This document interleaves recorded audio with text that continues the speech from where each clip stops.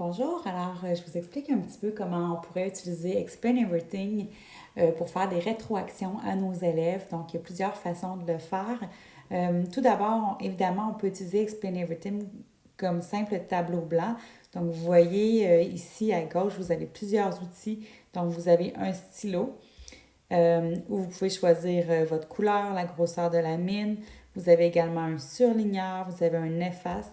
Donc, ça pourrait être facile de euh, faire une équation mathématique, par exemple. Qu'est-ce qui est intéressant avec Explain Everything, c'est qu'on peut, lorsqu'on écrit dans l'écran, donc dans le tableau blanc, enregistrer notre voix. Donc, je pourrais peser sur le petit cercle ici en bas de l'écran et vous voyez que l'enregistrement est parti. Donc, tout ce que je fais est enregistré, que ce soit au niveau de ma voix ou également au niveau de ce que j'écris.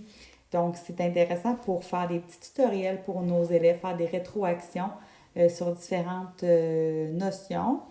Vous avez également un outil qui est intéressant ici, c'est le pointeur laser.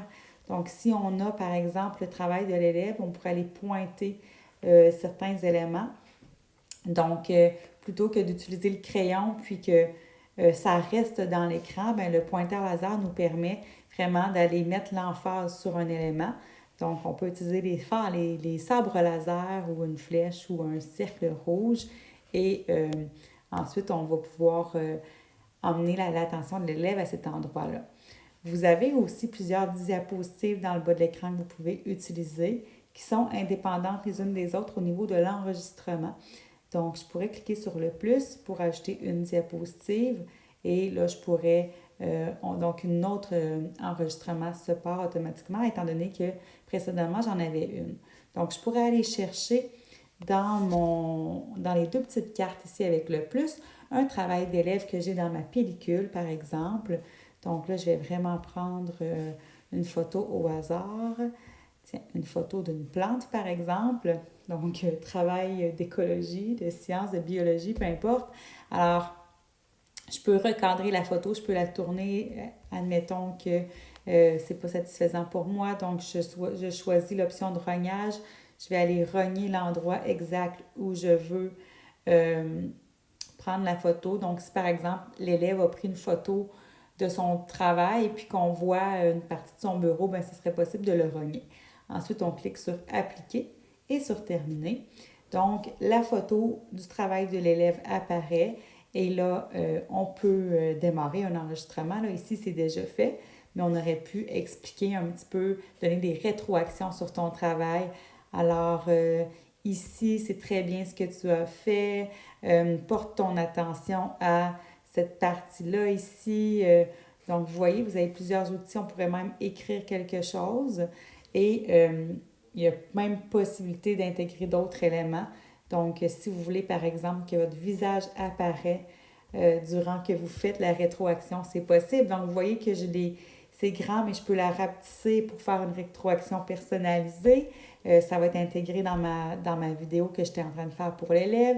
Je pourrais même aller chercher d'autres outils. Par exemple, ouvrir une page web puis lui dire tu vas trouver l'information sur Allo Prof, par exemple, théorème de Pythagore, puis là, lui montrer, admettons, ce qu'on dit à cet endroit-là sur cette page-là. Donc, tout ça, ça s'enregistre. Je suis en train de m'enregistrer.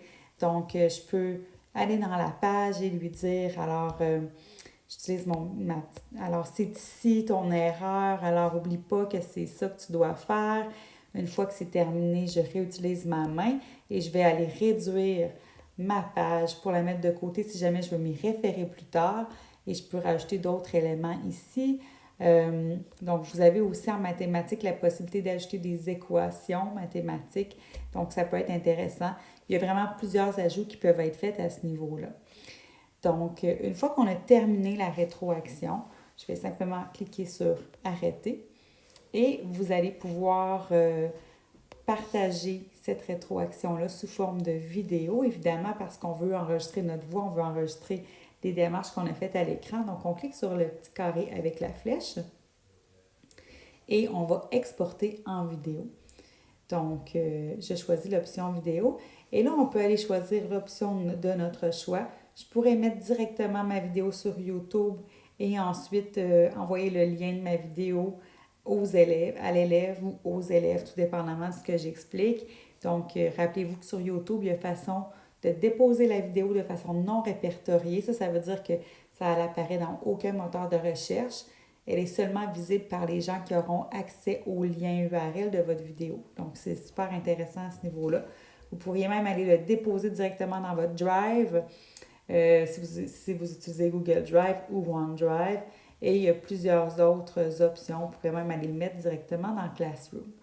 Donc, c'est très intéressant à ce niveau-là. Un bel outil de rétroaction, une belle sorte de tableau blanc où on peut s'enregistrer, où on peut enregistrer notre voix, nos clics, nos démarches, nos coups de crayon, où on peut mettre notre visage si on veut personnaliser notre rétroaction. Donc, il y a beaucoup d'options à explorer à ce niveau-là.